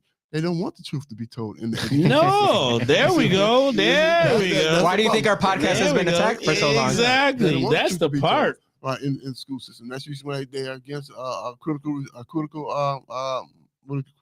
You Race theory? race You might be going too far on that one. Don't go, You might don't have go went too far. I wouldn't go that critical far. race theory. Right? I hate that name. I hate that name and terminology. They call it critical race theory. When actually it's just telling the truth. American truth. Well, explain. the true history Explain. of What is America. critical race theory, though? No, Right, no, hold right, on. I don't even want to hear. I don't even want to hear that. To be I honest. don't either because I Because don't agree with it. I But I wanna just hear- want to know what it means. No, I want to know. Would it be better to teach children, mind you, children who are not even to college level? Would it be better to teach them critical race theory or personal finance? And I know you got most of the answer is always going to be you should teach them both, but absolutely correct. but critical race theory is being taught in school, and personal finance is not. So that's another struggle then. But we need to ensure. But why then? Wouldn't that mean that there's a? We need to ensure that critical race theory, or I don't like that. Again, I don't like that term. But the true history of America is taught in this country. My friend here made mention about 5 different massacres that have occurred by white people against black people. Yeah, I don't think I've ever been taught about that. The idea of riot, the real word of riot didn't come from black people. It comes from white people rioting against black people. Yeah, Rage Against the Machine. Oh, they blamed it on You're black funny. people. They said, well, the black guy started it because he was, No, it was the looking at my Boston white Tea girlfriend. Party that started it. That was real riot. That Well, was the original right. riot. Well, the Boston Massacre was started by a black dude, right? My man, he was the first one to get shot.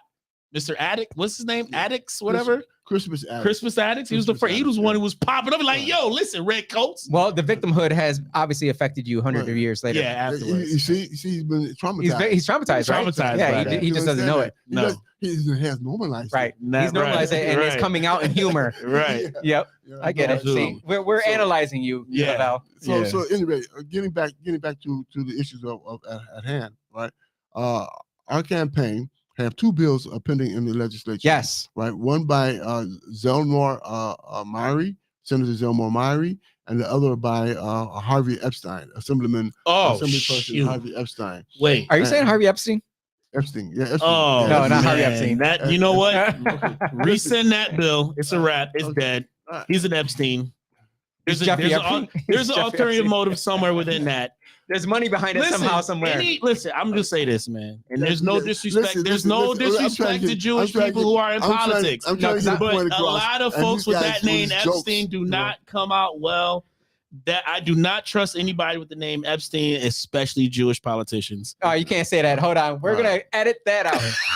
The Fairness and Opportunity for Incarcerated Workers Act would. I'm gonna lay it out for here the 3 things that the Fairness and Opportunity for Incarcerated Workers Act. Yes, Right. That's one of the things. that's one of the bills. Number 1, provide a fair minimum wage for all incarcerated workers. Yes. So anyone who goes to jail in New York State would then be paid $13 per hour. Oh, I'm not. I cannot say what that Okay. arrangement would be. Okay. Right? That's not for me. Okay. So it's not for me to not determine. necessarily the federal minimum wage. It's not 33 cents though, is what you're saying. There could be. No. Okay. Certainly not pennies on the dollar when the state is making millions of dollars off the misery and the labor of people who. So a child rapist deserves $13 an hour? Well, he already said that $13 an hour is not what he's saying. No, I'm just saying $13, $10, 10. I don't think 12, I don't believe whatever so. But at the same dollars. time, I don't think that my taxes should be paying for him. Yeah, not that's you. what I I'm don't mean saying, to be right. pointing, but that person to be in jail. Right. I think that if that person is working for a corporation Right. that is making money off of our jail And what did he inmates, do? I Go don't to have a buy problem like with a lifetime supply of freaking Ramen? ramen noodles and hot sauce and Well, hold on, because there's what are you another. gonna buy? Let me tell you, there was a quote here that I also got off the flyer that you sent. Yeah. The exploitation of incarcerated workers, a disproportionate Disproportionate. number who are Black and brown. Again, I hate the word brown, Latino, Mm. has real and lasting impacts on their families. 1 in 3 families go into debt supporting a loved one in prison. That's a fact. So that being a fact, because I do know that a lot of family members, because getting the call from jail, it's always about, hey, can you send me some money? Hey, can you send me some money? Because I know that they work for pennies. Right. So I can't. and forced to work. That's get that understood because Well, they do have a Man, debt-based bro. society. I'm sorry, man. That's what I I'm got talking a about. cousin We're down talking in about- New York. We're talking about compulsory labor, where the law says that you have to work, right? If these guys do not, or these women do not work, right, Mhm. then the possibility that they will not be able to get parole, they may lose their visits, they won't get their commissary, Right. they have to stay in their cells 23 hours a day. There are other privileges that they may be able to have. So what's the But the- opposite of not being forced to work? Wouldn't it be to not be able to have those kind of liberties? Like, don't you have to work towards getting some liberties? Because I'm not disagreeing that there's jails in Northern Europe, let's say Finland, that are very open to Are they allowing. getting paid in Russia prisons? No, not in Russia. No. But there are prisons in Europe where they walk freely. They're in nature. They're allowed to be visited by family and friends, because the thought process is that when you take someone out of the environment of a loved one, that they are then treated, and then you put them behind bars and cements and just treated like animals, that they then kind of many times they take on that you characteristic. treat them like slaves. Okay, slaves. They take on that characteristic and then feel as though it is fight or flight mode. Like they're always fighting against something. I think that you need to work towards something. If you're in jail, you need to work towards something. Like, I'm okay with going for a GED. Like, if you never finished high school, get your GED in jail. I'm also very much okay with getting a trades program, learning a trade, so that when you get out of jail, when I get out of prison, incarceration, you have a trade that you can then take with you. Well, our system is not made specifically for that purpose. I agree. I think that the jobs that they are given are pretty bullshit jobs. Absolutely correct. And although they're bull crap jobs, and guys, I'll say bullshit. You can say bull crap. They ain't picking cotton. Yeah. They're not out there. They're Well, not out there. They're not out there trying to. No, they're not out there trying to, mess with sugarcane. They're not dealing with. We can't compare this to slavery, Wait. How do you know they're not picking cotton? They're not. There are prisons down south where they're picking cotton. Okay, right? How many? Right. We're comparing. Is this 1960, 2023? If we're talking about New York State, you made a reference saying that they're not picking cotton, and he's saying that there are prisons that they are. All right. So let's look at the numbers then. Right. Let's bring up the numbers before we come up with that But should verdict. any prisoner have to pick cotton when they go to jail? I think depending on what you do, that determines your job. That's because you judge sin differently. That means that you see things in your own mind, that you judge people based on their actions, thinking that one sin is worse than another based on your perspective. If you're killing people, I'm not raping saying, people, I'm not saying raping that kids, I disagree. kidnapping I'm not saying kids, that I disagree. all of those what things. I'm saying is that I'm not saying that I disagree. I don't think that a grown person who rapes a young child, I don't think that person should ever live normally ever again. Like, I think they should be. Bro, human trafficking is the number one. I agree. I'm not saying that I disagree. That black market is the number one market. Slavery is still alive. But that's what I'm gonna say. Slavery is still alive and well. So these measures that we sex are slavery, talking about, absolutely. It's not even just sex slavery. In America, In Israel, that country is the number one country that has labor violations from Ethiopians that have come to Israel and they made work for their ability to keep their visa, right? Or they are the number one violator of that. But our guest is not here to no, I know that, but what I'm saying is, like, yes. I get the overall, solution to the problem of. Well, he hasn't brought up the solution. No. Well, the act to abolish that, and I'm not against abolishing a portion of an amendment that is kind of like a. It's a muddy, wording for freedom for African Americans. Well, that's what you're fighting against. You say you want that. I totally get that. I totally understand that fear of it. But when we're talking about, individuals where we are finding ways to eliminate accountability, period. Accountability for individuals who make conscious decisions to do what they do. Are you saying that taking them away from their family, friends, and loved ones is not holding them accountable? Or is it not enough, in your opinion? There must be more. If they did the act, right, they understood what the consequences were. Great. Right? If they're like, if I get caught, I know I'm going to go to jail for this, what I'm doing. Understand. Okay. So at what point as a society and as a people do we stop trying to go back to the same reasons why they did what they did? It's 2023. Most kids have a cell phone at the age of 7, regardless of their impoverished situation. They're giving out cell phones on every street corner now. You go down St. Paul, there's literally a booth handing out tablets and cell phones. Right. But what do you know what you can do with a cell phone? But I can also see. No, let me finish. I'm gonna finish in 2 seconds. Tangent. I know, but again, I'm just speaking back to the accountability factor of this conversation. But you're not talking to the point that there are people who are experiencing things that you don't know what happened. Hold on. But let's just say that someone kills somebody out of anger, right? Let's say you killed somebody out of anger. I can see you killing somebody out of anger. You went to that person's house and you shot them square in the head in front of their kids. Blasted them with a shotgun. They can't even have a freaking no conversation. Right? No conversations. Judge, jury. Your daddy ain't got no face. Yes. Right? Yeah. someone might judge you and say you need to go to jail forever. Now, what if that man raped your daughter? Now, how would you feel about you having to go into jail? Now I would say, well, now I know the history of it. I know the background of it. Maybe I don't feel as bad anymore. There's so many other aspects to it because there's a lot of people out there that say you're a drug dealer.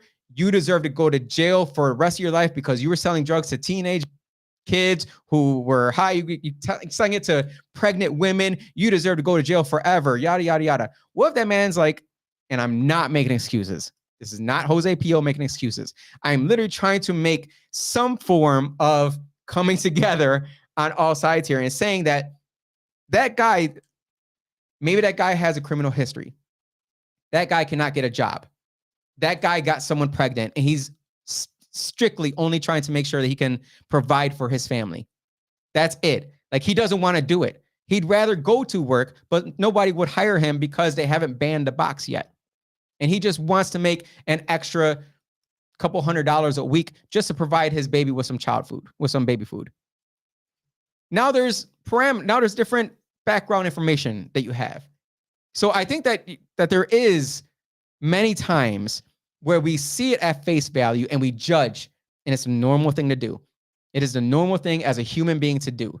But there is so much behind it that I hate to judge.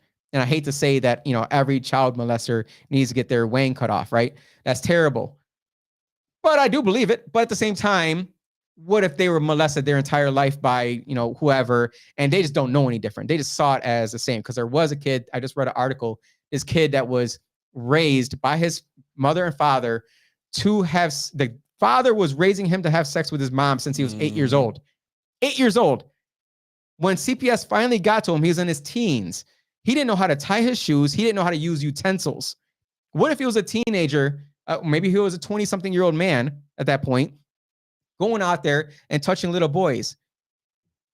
You didn't know that since age 8, he was being raised by his dad to have sex with his mom. I think it was like Wisconsin or Missouri, something like that. It was a completely weird article, and I didn't even send it in because I thought it was like way off. I thought there was no way we're going to bring it up in this conversation. Yet here we are bringing it up. Bring it up, right? Right. But I can see how there are stories behind each perpetrator, behind each criminal. And I guarantee you, within the Bible that you read every day. Don't guarantee it. Okay. Within the Bible that you read, there is still, down to the individual, you have a choice. You have a choice. And regardless of the sins that were done against you, within that individual, you have a choice. You just said it earlier within your monologue. I'm going to have to. Within your monologue. The monologue said what? It literally speaks to this very point. Saying what? The lessons, the trauma that you experience, you have a choice to either accept it as God's lesson or you let it affect you. Right.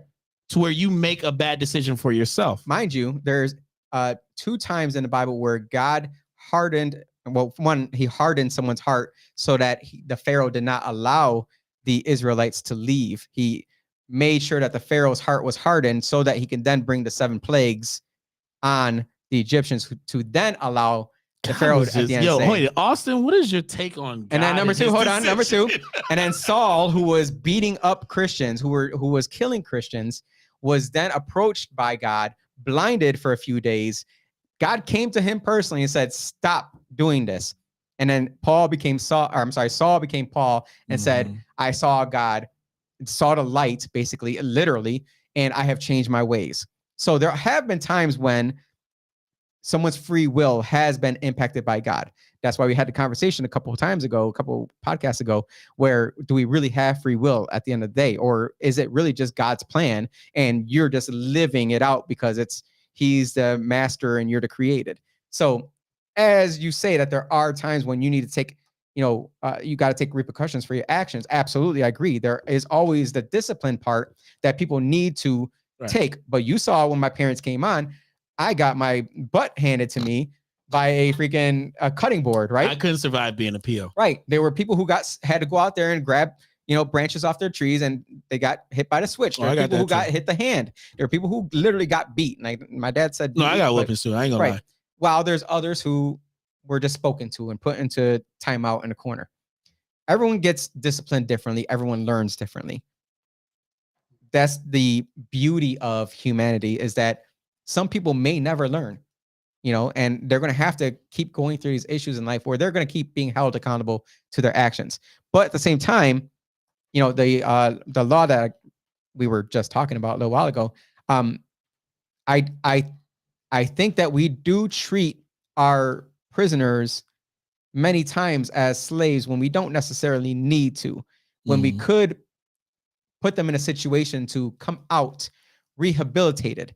Many times we put them in jail and they're never rehabilitated, and they continue to do the same thing over and over again I agree. because we didn't rehabilitate them. Yes, One yes. of the problems that we have in terms of the system, the penal system in and of itself, is that we're not concerned about the end product, right? Right. What's coming out of the system, Right. We're so concerned about the putting them in, right? We're not concerned about the end product, what's coming out. Right. Yeah. And so this is what we're trying to change in regards to the law, that we are not creating a condition for where people are coming out of prison who have been basically treated as a slave, right? As while they're inside this prison 10, 15, 20, 30, 40 years, and they come out and expect them to be whole again. They're not going to be whole again. And so we need to change the conditions and we need to change the narrative in and of itself. This is why Harvey Epstein in his bill called incarcerated workers, right? Because they are working, they come from the working class for the most part, right? And for long as prisoners is synonymous to the idea of a slave, then we need to remove the slave, we need to remove the terminology and identity of a prisoner as well. We need to erase that. And so we are identifying our people inside these institutions, the penal institutions, the penal slave institutions, as incarcerated workers. And we want to be able to be trained in that capacity where they are paying their bills, where they are saving money. learning how to be citizens, Learning how to be citizens. tax-paying citizens. Because that's, in the end of the day, that's what we want, right?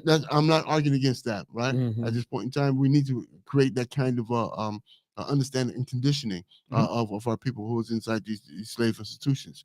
And in so doing, our expectations are that when they become released after 10, 15 years or so forth, they will continue to be thinking of themselves as being workers, right? And wanting to get a job, right? Our goal and objective is to create conditions from which those on the inside can go right into a union job in regards to their skills, their skill set, as having learned over the years they've been inside the penal slave system.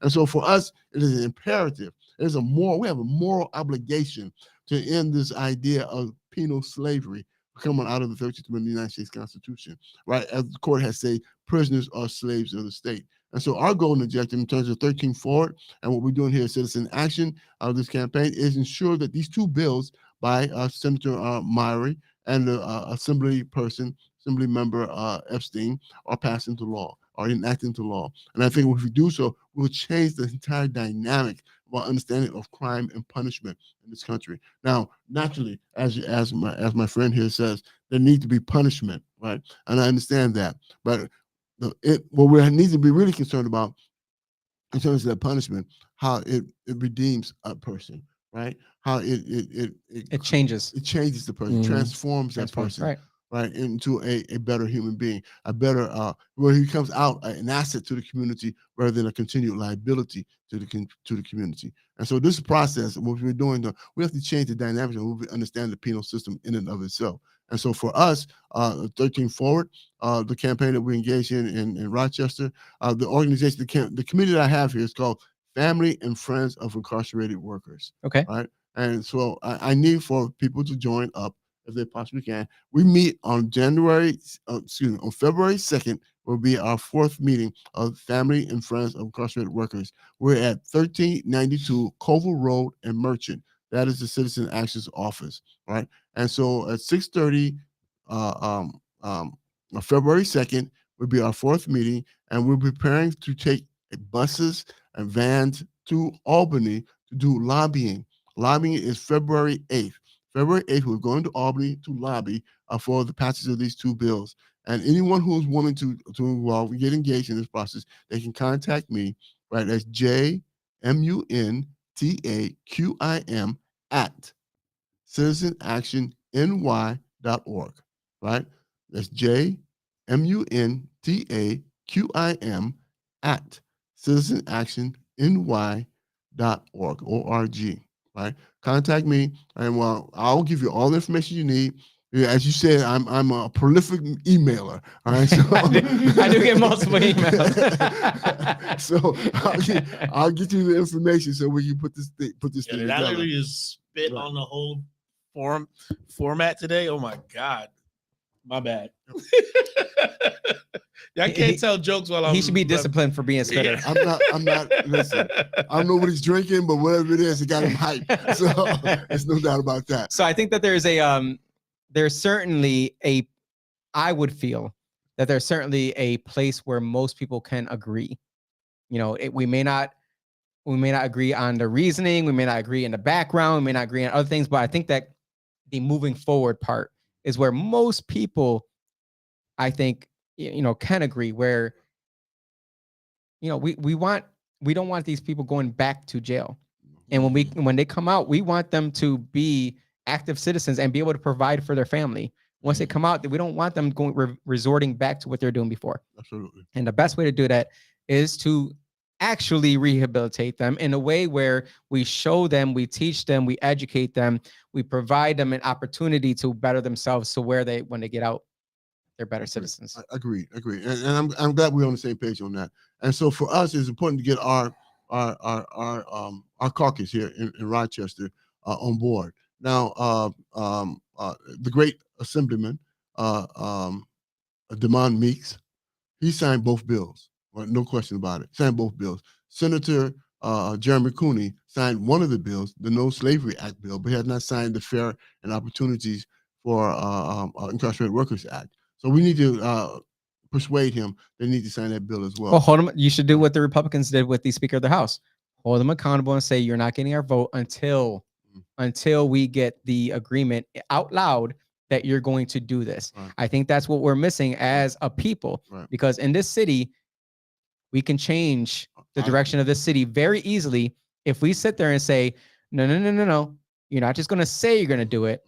I want to see the action. You are already in office right now. You can make the changes that you say you're going to do, Sure. Next election. No, you can work on it right now. Sure.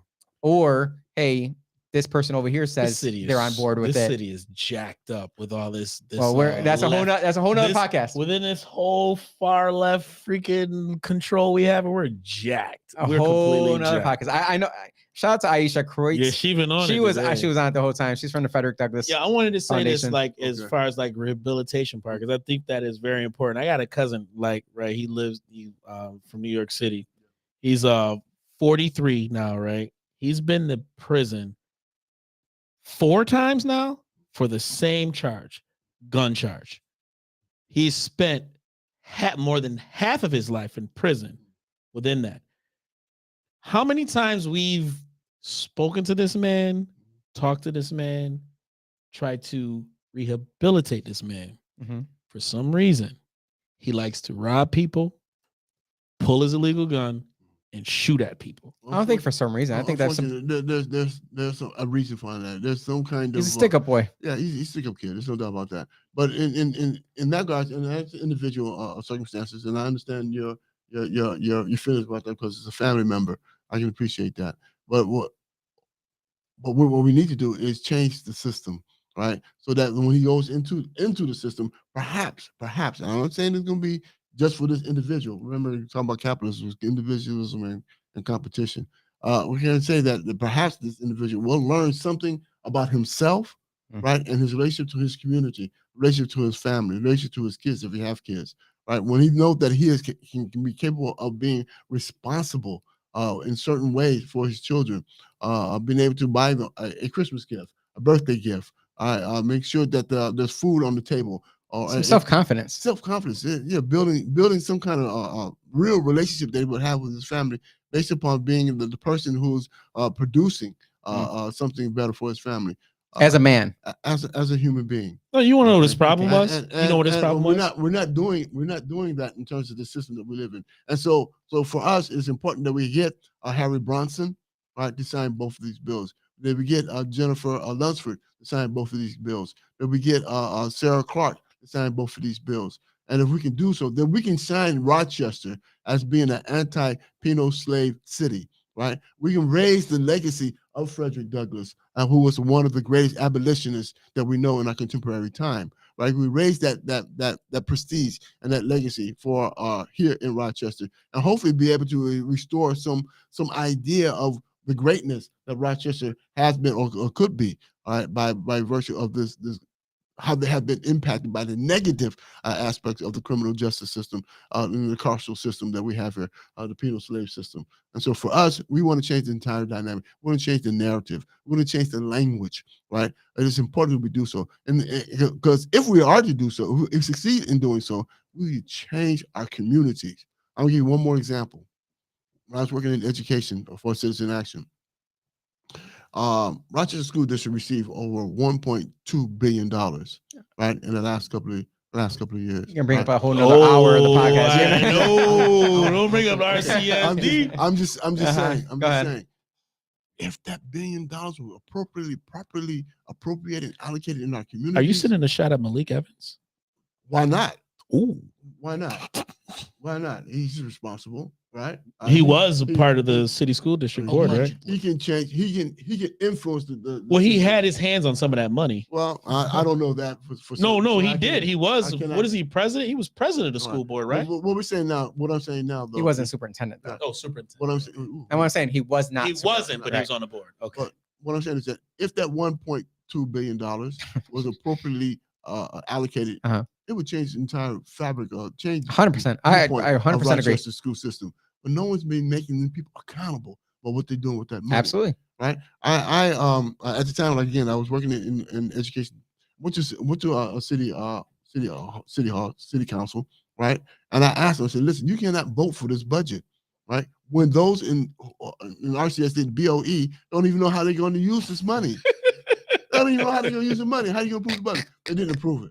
They didn't approve the budget. Same reason why I would not vote a homeless or poor person Poor person in into prison. represent. I mean, in office, right? Right. No, Yeah. listen, if a poor person or homeless person was able to gravitate and build the kind of support base, right, that he can possibly win, I'd be embarrassed by If people. he knew getting behind him. that poor person should never been poor from the beginning. we have, Right. as Right, a matter of right. fact, we have a person in Citizen Action, volunteer Citizen Action, who's going to be running for office. Oscar, Oscar. Oscar is Yeah. running for office. I think he's trying to get Patterson's Yeah. position. He's right? at every city council meeting. Is he a socialist? and he's doing work. Yes. He- Oh. I'm sorry. I don't mean to. I don't want to answer for Okay. him. I don't know whether he's a socialist. Does I he don't wanna believe answer in for him. equality, But he comes inequities? From, But I will comes give from it to a him. lower He is income there. community, and he's Every making moves. He's He making is there every moves, single time. And we support we Oscar. we definitely need. but he would hate We you. need- That's for You sure. talk about Right now, we you talk about need you talk about the people running for contract. office. So now we have people running for office, and you say because they have come from a poor background that they should not be qualified to run Not for if- office. Not a poor background. Not Okay. if they Say poor talking background. about. All right, so what Not are if you they talk- what are we talking saying about. here?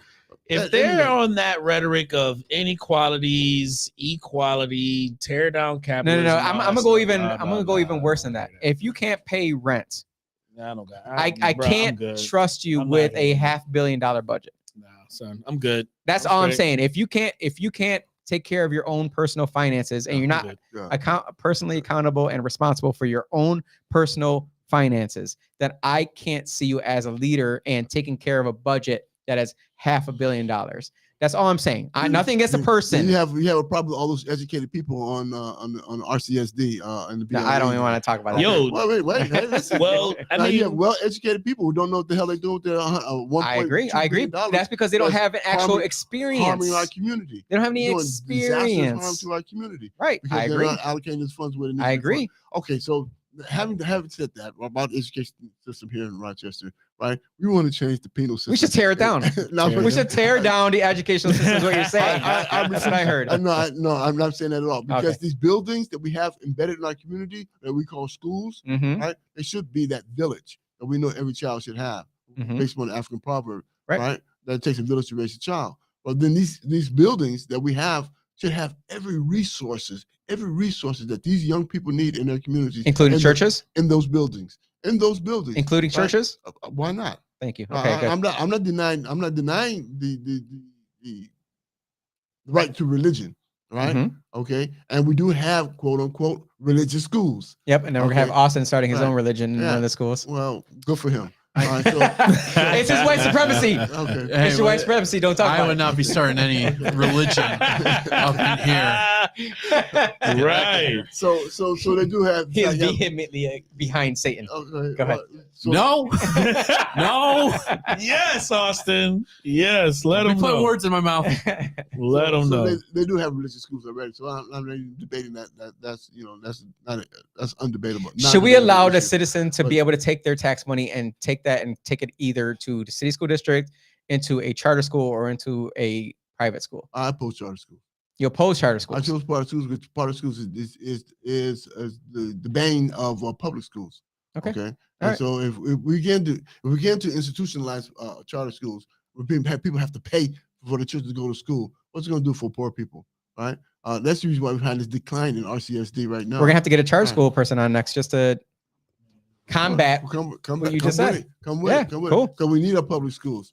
So anyway, again, all right. Public schools ain't I'm enough asking, for poor people ever. yeah, I'm asking, These I'm niggas asking, are I'm, poor. I'm asking people. You such a cynic. No, public I'm schools asking made people- public schools has made black people poor. Like it really hasn't done anything. No, it's not. It's not the public schools. It's the people who are teaching the public schools and what they're teaching. Well, That- that, that well, is- the public that is school, the- the that is public the schools problem. curriculum comes from the state. We can Right. never end this podcast. The on time. public school curriculum comes from the state, and the Listen, state I got. gets their funding from the federal I have government. to break out myself. I got. Well, I appreciate you another coming thing. on. I appreciate you Yeah. having a conversation, because this is a conversation that I feel as though is only being had in one subgroup of a group. Mhm. And I wanted to, the whole purpose of this podcast is about bringing out conversations out into the open, so that there could potentially be a way that we can just find a middle ground somewhere, somehow, and see that there is an agreement Mhm. where we are trying to get to. Maybe we don't agree on how we get there, but there's agreement in what we're trying to do, what we're trying to overcome, what we're trying to be. Mhm. And the only way we can get there is by allowing free debate, free conversation to be had, Absolutely. allow all of the options out there, and then we decide for ourselves what options we want to take. You've provided your take. This The man cynic, has right? The yelled. cynic, has right? yelled Okay, and made his. Well, But I think that I think that most people on who have listened to this podcast, at the very least, will come out of this saying, "All right, there's something to be said some about validity. Mhm. right. validity. There's something to be said about what Jalil has been able to come on here and Right, talk about. So that's really all I wanted to come out of this podcast was for people to have a conversation, Thank you. people to Yeah. talk about these things, because it does need to be have a conversation, because I don't Mhm. believe in our Well, I don't believe in our penal system. I don't believe in the way it's caging people functioning right now. like It's not. dogs. It's not. It's not. It's not working. It's not working. It's just not working. We need to change it. Right. Yeah. From the ground up, and we need to go to its history. It's evolution, where it evolved from, and recognize where the problem actually exists. Where it actually exists, and it exists in the idea that there's an exception clause that allows for penal slavery to exist in this country. We have to end that. We have to abolish it. In the words of Frederick Douglass, it has to be abolished.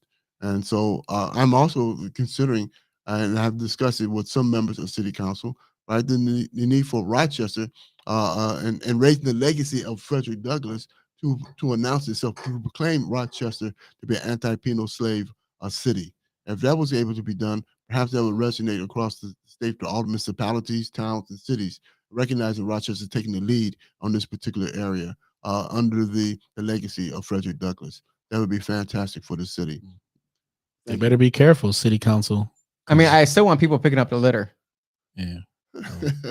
They better be careful. They better Okay. tread lightly when it comes to Frederick Douglass. But I think there's a different way. I think that honestly, there's an opportunity there, because city council is talking about building tiny Yeah, tiny cabins houses, for tiny the houses, for the homeless. for the homeless Yeah. out of the taxpayer houses. funding. And they brought it up to me, and I said, look, they automatically said, we understand that I'm against, our tax money being used in ways that we don't want it to be used. And there's many people who would say, I don't want my tax money being used for that. But I really truly believe that if we come to them and say, look, they're not just going to live there for free. They're going to work towards it. They're going to put in 10 hours of community service per week, and that's going to be their rent towards that housing. And they're going to pick up the garbage, and they're going to put paint That's over stupid. that tagging. That's stupid. I'll accept it. I'll pay. You I will want to pay. know why that's dumb? Stop. We're not starting a whole nother podcast about it. Why do you think they got in that position in the first place? Hey. Because mentally, it took them away from what society put in front of them as how they can maintain a equitable or standard of living, right? You have to work a certain amount of time of hours to get compensated so that you can stay Right. in a place that's going to provide you a home, a roof over your head, gas and electric, and food on your table. If they wanted that, they would have worked for it. A lot of the homeless stuff is mental health. Yeah. And again, But if they're not willing to work, then they don't get that housing. And where are they going to go? And where are they going to go? You know where they're going to go? Right back to the same place where they are now. Right. For 7.5 years. You know, I just saw this. We're not starting a whole other conversation. One thing before we go, I saw this with Jordan Peterson, right? And he said, and this just came off of him doing his research on the Communist Manifesto, right? He was like, yo, ideas, no matter what, ideas, they end up being wrong anyway. The people who come up with these grand ideas for what they believe is going to help society end up not working anyway. And that it's our job to challenge all these ideas as much as we can so that no matter whatever end up being decided, that thing is nitpicked beyond anything possible so that when it comes to fruition, it doesn't affect as many people in a negative way as possible. Sure. And within just a lot of the stuff that we talk about today, like I get the freaking like rainbows and blue skies and all the stuff we want to paint for society, but the overall reality of it, it still comes down to that person and decisions that they make. It's always going to affect the overall group, you know? So, I mean, good luck, you know, good luck. The conversation has to be had. And like you just said, Jordan Peterson said, the conversations must be had. Any ideas must be brought to the forefront in a civil discourse to where we can actually have debate about it and come out of it. Oh man, with some type of act. We're not going to talk. Yo, I'm just looking at this. This is already a red flag already, man. You got Antifa dudes. You got Antifa guys in the bottom right corner. You got a white dude throwing a fist up with a mask on his face. That's not freedom. That's not being free. Stop making money off of suffering of our. Come on, bro. We gotta do better. We gotta do better. Actions about this. Y'all gotta let more people into y'all group, man, to help y'all out. Maybe just have him do your flyers. And then this is what y'all got the 1960 civil rights movement in like Missouri or Mississippi somewhere. When was this? That's Attica, 1971. Okay, all right, that's Attica. But this was like, what was this? Jefferson Ave, Rochester, New York, with the white guy and all those fake old BLMers and. Come on, man. We got we gotta stop. We gotta stop aligning with those people. You have been integrated and no. Here's the thing. I will check the federal. I will check the federal government before anybody else would when it comes to my own civil liberties. You are no. Never mind. No, he obviously doesn't know he's traumatized. That's why. So I want to thank you very much for coming on. Thank you. And through all your actions, if you ever come across Kanye West, let him know I'm trying to get a hold of him. He needs to be on the podcast as well. And John Leguizamo as well. Yeah. Thank you so much for coming on. I really appreciate it. I really do appreciate all the work that you're doing and the amount of emails that you send me. Awesome. Hit that funky music.